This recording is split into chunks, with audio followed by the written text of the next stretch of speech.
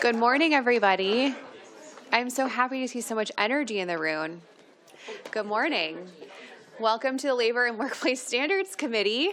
Today is Wednesday, January 21st, 2026. We have 5 bills up for public hearing today. I see Representative Nance here as a prime sponsor of one of our bills. So let's open the public hearing on 2492 with a staff report. Good morning, Madam Chair. For the record, Kelly Leonard, staff to this committee. House Bill 2492 relates to training for apprentices in the building and construction trades. As a brief reminder, registered apprenticeship programs combine on-the-job training and classroom instruction, leading to a certification in a particular trade or occupation. Programs are typically sponsored by an employer, labor organization, or employer association and are reviewed and approved by the Washington State Apprenticeship and Training Council. Programs can take around 2 to 5 years to complete, depending on the trade, and must include a minimum number of hours for both the on-the-job training component and classroom instruction. The bill before you provides that beginning on July 1, 2027, an apprenticeship program for a building or construction trade must provide apprentices with at least 2 hours of behavioral health and wellness training covering a range of content, including destigmatizing behavioral health and supporting wellness, recognizing signs of distress, suicide prevention, substance abuse disorder awareness and prevention, peer support, and connecting to resources. These hours are in addition to other classroom instruction required for a program. That concludes the briefing for House Bill 2492. Thank you. Are there any questions? Seeing none, Representative Nance, welcome to our committee. Thank you. Vice Chairs Scott and Fossey, Ranking Member Schmidt, members of the committee. For the record, my name is Greg Nance, and I proudly represent Kitsap. And I'm grateful today for the opportunity to present House Bill 2492 to strengthen Washington's workforce by requiring 2 hours of behavioral and mental health training for our construction and building trades apprentices. As we know, this legislature, this committee in particular, has made impactful investments in Washington's workforce, how we train, recruit, and retain a world-class workforce. Those investments matter.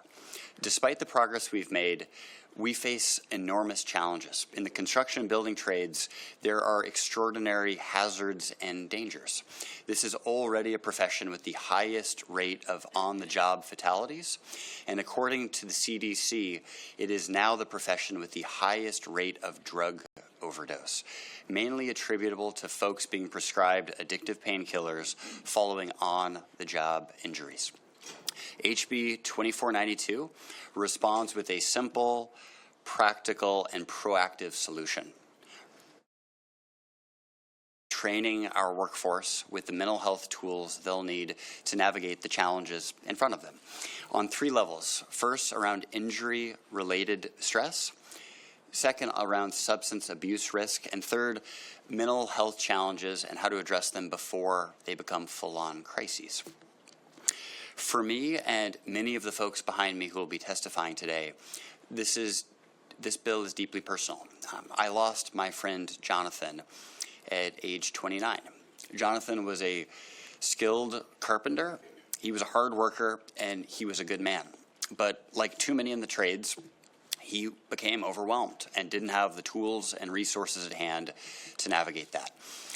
We're going to hear from folks that can share their stories of their brothers and sisters and the challenges they have faced along this journey. My hope here is simple, that this modest training requirement can help future construction workers better navigate the demands of the job, looking out for one another and getting help early so fewer families face tragedy. Today, we're going to hear from skilled craftspeople and industry leaders, carpenters, bricklayers, electrical workers, general contractors, building and construction trades, and the Washington State Labor Council, all of whom support this bill because it can save lives, strengthen our workforce, and support a stronger economy for all of us. And with that, I thank you for your consideration, and I'm open to any questions. Thank you. Thank you for your testimony. Are there any questions for our prime sponsor? Seeing none, thank you so much for being here. Really appreciate it. Thank you. Thank you. Representative Scott, could you call up our panels? Madam Chair, first we'll be hearing from Clinton Bryson with the Washington State Association of Electrical Workers, Certified Electrical Workers of Washington, IBEW 76. Christopher Ellis of the Bricklayers and Allied Crafts, and Mariana Hike from the Carpenters as well. You have 90 seconds. Please proceed when you're ready. Good morning, Chair Barry and members of the committee. My name is Clint Bryson. I'm business manager of IBEW Local 76 in Tacoma, Washington and Point South. Also serve as president of the Washington State Association of Electrical Workers, covering approximately 22,000 electrical workers in the state of Washington. And in addition to that, I serve on our training committee, so this is near and dear to my heart as well. My counterpart from the Contractors Association was not able to join us this morning, but he is going to provide some written testimony for your consideration. Every person I know that works in construction has been touched by suicide or other mental health issues. You know, this is a need, whether it's for themselves or their family members. But one thing I want to point out is, you know, apprenticeship is another track to career success. We don't necessarily have the same resources that colleges would have. A lot of our young folks, when they go off to college, take advantage of the counseling centers, the health centers, employee assistance programs their parents may have. That's not always there for the trades. So many of us have added employee assistance programs to our healthcare plans, but giving people the basic skills to know when they need to seek help, how they can seek help, and probably most importantly, how to reach out to their coworkers and help them find the help they need. So I'm going to wrap that up because I know you have a lot of people to hear from today, but I appreciate your time today. Thank you. Please proceed. Good morning, Chair Barry, members of the committee. My name is Chris Ellis, and I'm here representing the Bricklayers and Allied Craft Workers in support of 2492. This topic is very personal to me. When I was younger, I had a suicide attempt that was stopped by my mom walking in the room. I have the scar on my wrist to remind me of that day. After that, I went into the military and then into law enforcement, and my mother would joke often that I had a death wish. Little did she know, she was right, you know, and that didn't change until I had my daughter. And I decided that I wanted to do something else and went into an apprenticeship with the Bricklayers Union as a tile setter. The culture in construction is similar to that of military and law enforcement, where you just tough it out, suck it up, push through, get it done, and just keep going on, and you don't talk about the struggles that you're having. You keep it silent, you keep it bottled up until, like me, and I'm sure every other or many other craft workers, you have a mini breakdown either on the way to the job or on the way home from work, and you just keep it private so people don't know you're struggling. And it's something that's got to change. You know, our industry is in crisis. That has been proven in the stats that are coming out. And 2 hours isn't going to change the world. It's not going to fix everything, but it's definitely going to help younger apprentices coming into the trades know that it's okay to ask for help, know that it's okay to admit that you're struggling, know what resources that they can turn to and their coworkers can turn to, and try and change the culture from the inside. So we urge you to pass this bill and continue to help make our project safe. Thank you. Thank you. Please proceed. Good morning, Chair Barry and committee members. Thank you for allowing me to speak today. Look, behavioral health is not an easy conversation, especially in the construction industry. This is an industry built on hard work and grit. We work through pain, we work through injuries, and culturally we've been taught to keep our heads down, don't complain, and don't bring your personal struggles to the job site. But the truth is this: the silence is costing lives. I share with you something deep and personal. On March 10th, 2020, my world stopped. My beautiful, intelligent daughter took her own life. I vividly remember that call while I was at work. It was the very first day of our summer pre-apprenticeship cohort. I abruptly hung up the phone. I went to my director's office, let him know that there was a family emergency, and I ran to my car. I drove from Kent to Arlington, probably doing well over 100 miles per hour. Surprisingly, didn't get pulled over. Processing that news in complete denial, telling myself this couldn't be real.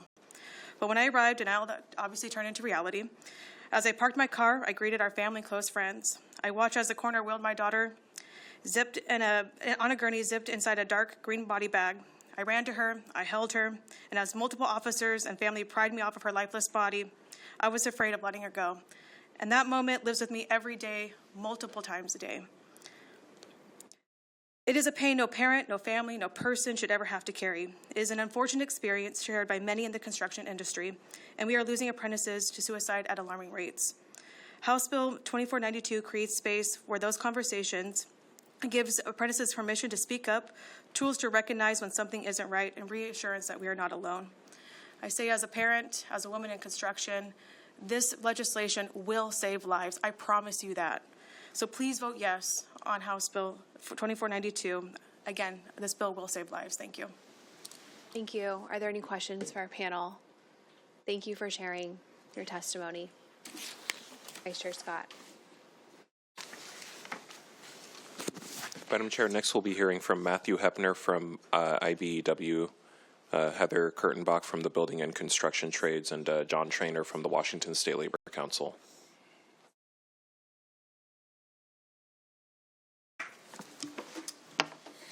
Please proceed when you're ready. Hey. Sorry, it's a little emotional. Good morning, Chair Barry, Ranking Member Schmidt, members of the committee. For the record, Heather Kurtenbach here for the Washington State Building and Construction Trades Council, representing over 80,000 highly skilled construction workers in the state of Washington. That includes around 13,000 apprentices in the building trades. So, as you've heard, construction workers experience some of the highest suicide rates of any occupation in the United States. While our workforce only represents about 7.4% of all workers, construction accounts for nearly 18% of workforce suicides.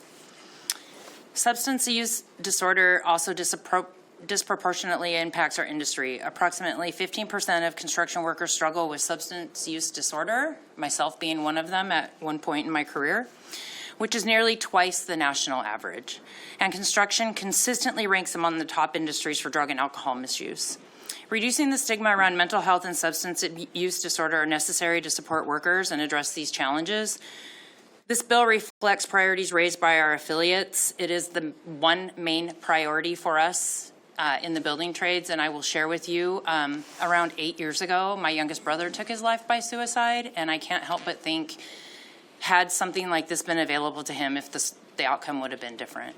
So, as Mariana said, this bill will save lives, and I really urge you to support this bill.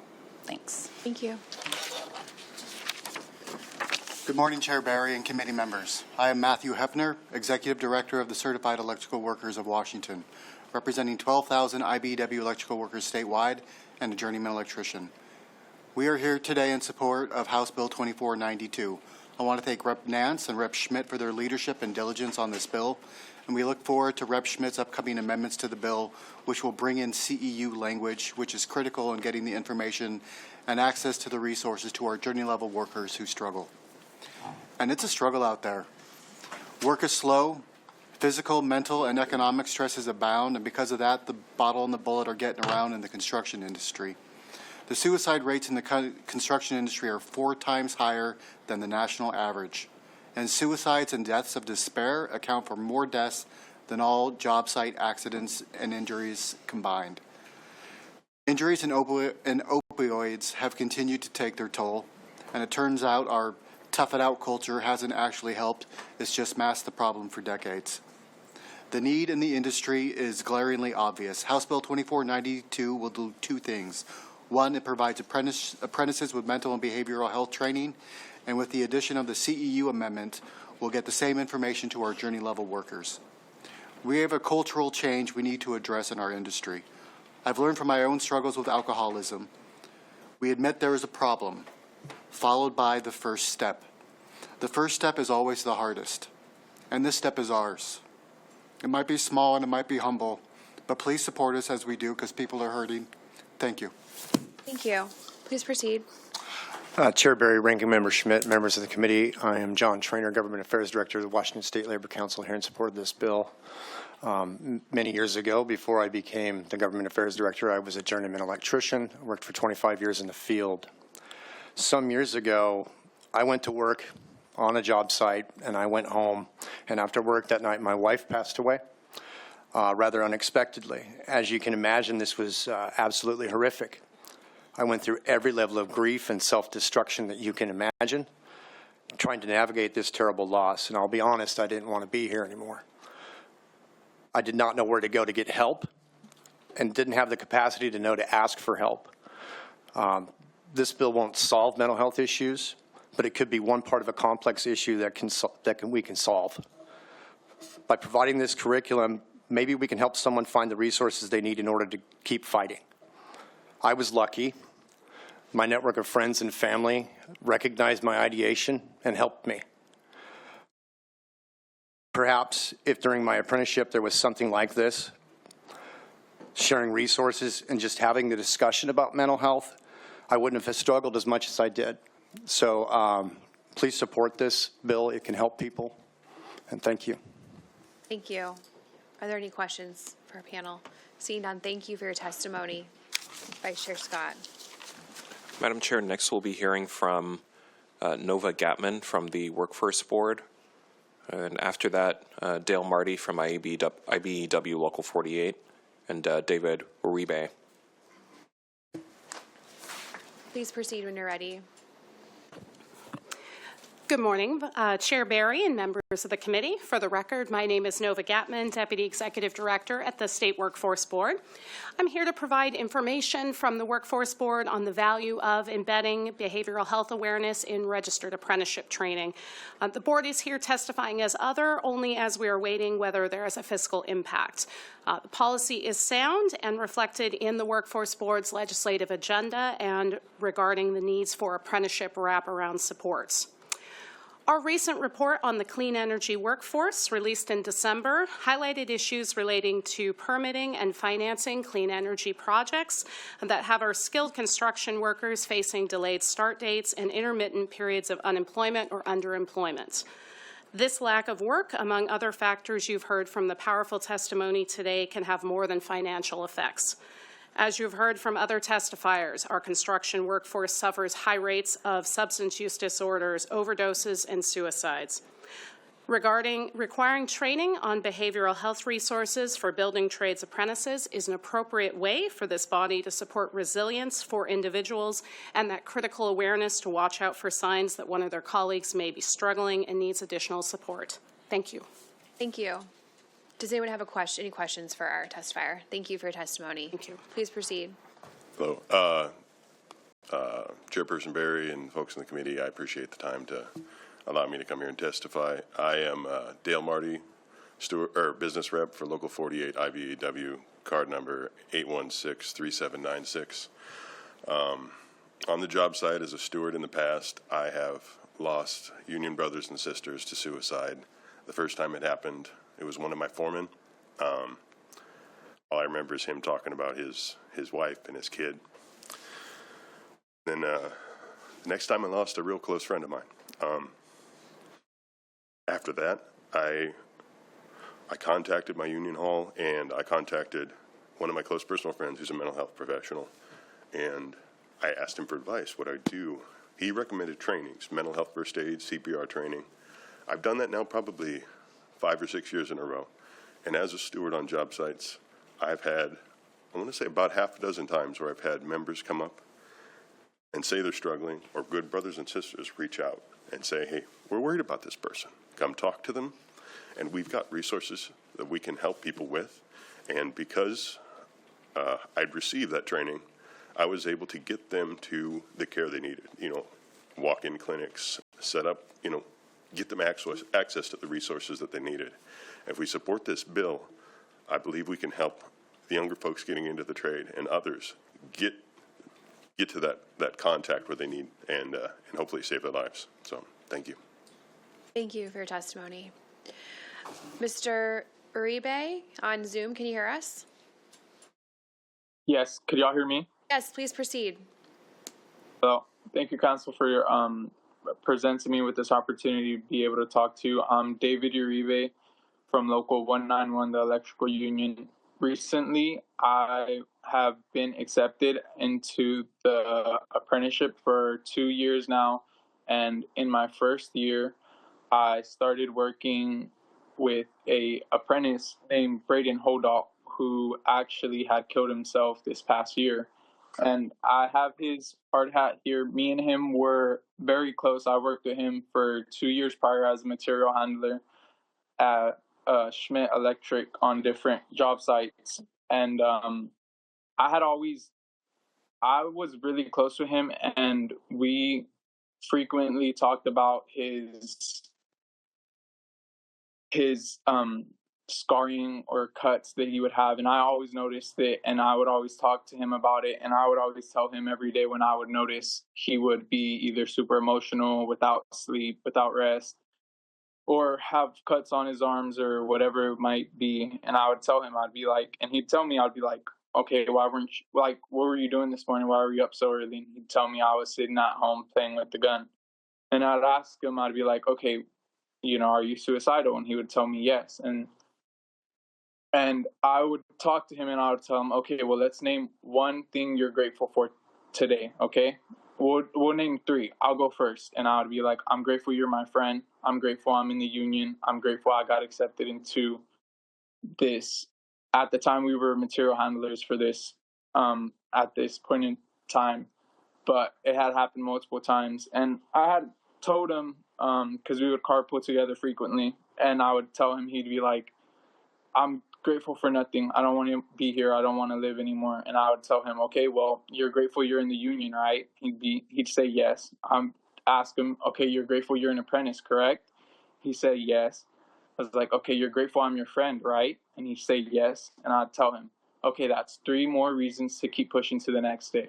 Talk to me tomorrow if you feel any different. And we would continue to press on and go to work each day, day in and day out. And every day I would make sure his spirits are always high, and he had that companion to lean on frequently. And then I started working night shifts, so we were not carpooling anymore.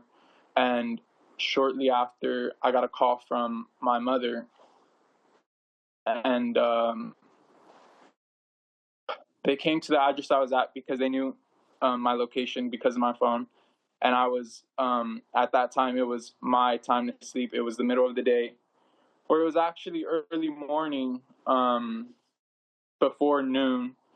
And I had got the call, and I went downstairs, and I had talked to my parents, and the whole family was there in the car, and they were all in tears. And they told me Braden killed himself. And I remember thinking, okay, pull it together. Like, everyone else is already crying. They had to stop crying to tell me that after they choked it through. And then I put it together, and my first thought was, okay, how's his significant other? And when I had talked to her, she had told me that, I had asked them the day before, because my sister was with him the day before. They said everything seemed fine, and then whenever the girlfriend got home, she said everything had seemed fine too. But whenever he got up to go to work that day, at whatever time he were to have woken up, he had got on the porch and decided to end his life. And it was right before he was going to clock into work. And I strongly agree with this bill, because I feel like apprentices definitely do need the help coming from an apprentice who had to have dealt with that with Braden Holdall. And I strongly believe if he had more training, more allies, more people to be able to lean on and talk to about his mental illness and what was going on, and I strongly believe it could have helped him very much. And I definitely agree that every single apprentice should be trained about mental health awareness, because even myself, I had to take a step back from the job site I was on with him. At the end of the day, we are here to make money, and I understand that, but our mental health should not be a sacrifice to make a dime. I had to take a step back from the job site, and I had asked for a clean layoff, and my company gave it to me, which I'm so grateful for. David, could you please conclude?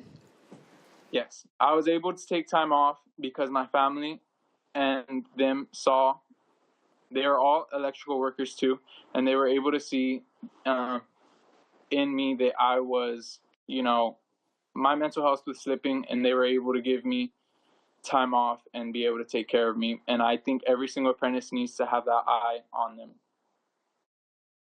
Thank you for your testimony. Thank you. Any questions? Seeing none, thank you so much for your testimony. Vice Chair Scott. Madam Chair, next we'll be hearing from Michelle Wilms from the Associated General Contractors and Carolyn Logue from the Associated Builders and Contractors Inland Pacific Chapter. Thank you. Please proceed when you're ready. Good morning, Chair Barry and committee members. I'm Michelle Wilms with the Associated General Contractors. AGC is here today in support of House Bill 2492. AGC represents contractors who builds Washington's infrastructure, who understand that worker safety includes both physical and mental health.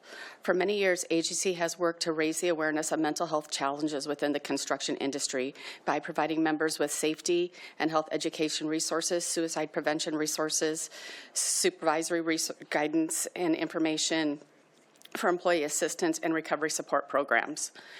AGC maintains the largest library of free mental health resources for the construction industry in Washington state.